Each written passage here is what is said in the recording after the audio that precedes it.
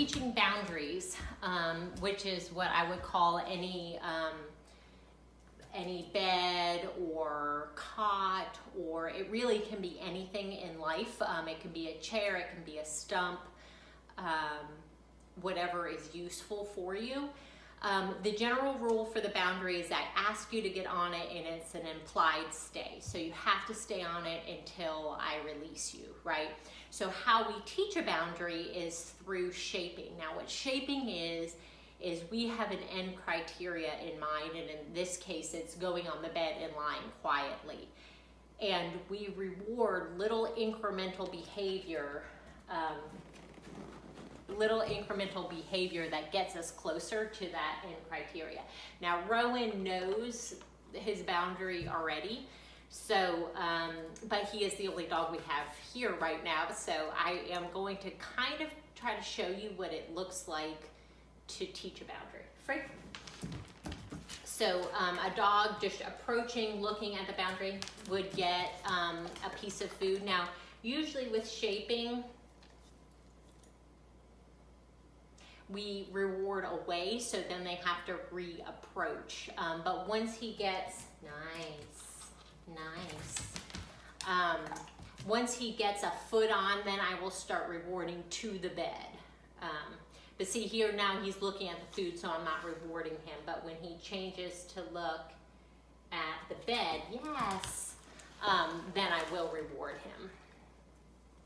And so with shaping, the reason why we use shaping,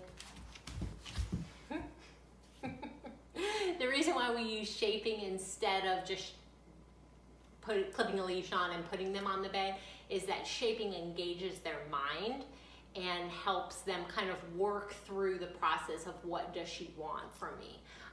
It also builds confidence and with all the little successes that you're rewarding, and builds value in the bed. Okay, so we're gonna do that. He has given up on what I am looking for, so I'm gonna kind of move myself a little bit to give him a clue. We do a lot of shaping games, so it's you never know what I might want from him. Nice. So he put one foot on the bed. I'm gonna reward him on the bed, and I'm gonna wait to see if he offers me something else. Now if he gets stuck and isn't offering other behaviors, you can always just throw a piece away. So then he has to reorient to the task and try again. A little bit of frustration is okay, helping them work through it, driving them to work through it, but you don't want to build a lot of frustration because that kind of creates a scenario of learned helplessness and that sort of thing, and you don't want that. So once they have 4 feet on the bed, they might be sitting or excited, or even if they're laying down, they might be like laser focused on you, and you want to create the bed as a place of relaxation.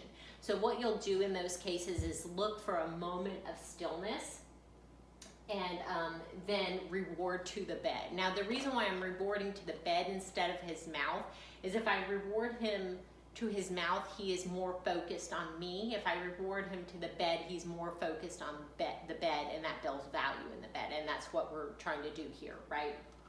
So I will look for this type of behavior on the bed.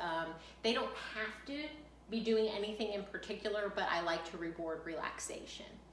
Once you kind of get the bed to a solid place where they're getting on the bed readily, then you can add your cue. Your cue could be hop it up, it could be park it, which is his, it can be climb, pretty much whatever you want to use, just use the same one consistently so that they understand. Then you want to start working on the release and building value in the release. I use free, you can use break, you can use get it, you can use, like if you throw a piece of food, you can use get it, or if you throw a toy.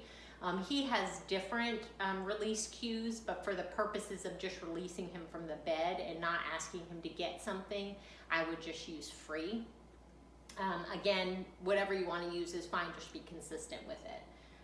Okay, so building duration in the bed, and then building duration in or building value in the bed and building value in the release helps you build duration. So right now we'll work on the release, and then we'll talk about what to do if they release themselves.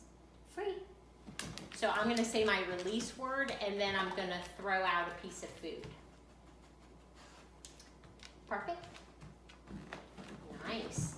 Now, if he goes on the bed, he just offers that behavior, that's great. That means that we're doing a good job in building value in the bed. If not, just give them the cue and maybe help out by pointing a little. Free. So what we want to do is make sure we, nice, good job. We want to make sure we say the word, pause a second, and then throw the food. That way the word will carry the meaning instead of the throwing of the food. Okay, so once we have the release and the cue to get on done, then we can start playing a little bit of games to build value in the whole system. So what I'm going to do is play this kind of ping pong game of jumping on and off the bed by cueing them. Now with him, and in this environment with a slippery floor and everything, I'm going to do it kind of slow just so you'll get the idea. But if the bed was on carpet or if we were outside, then I would kind of up the pace of it and make it a little bit more fun. But here you go. Free. Perfect. Nice. Free. Perfect. Perfect. Nice. Free. Perfect. Perfect. Nice. Free. Perfect. Nope. Perfect. Nice. Okay, so that's pretty much it with that. Now, if they do self-release, meaning they release without you without you giving them the cue, there are a couple ways to work on that. One is to just hold the dog back a little bit.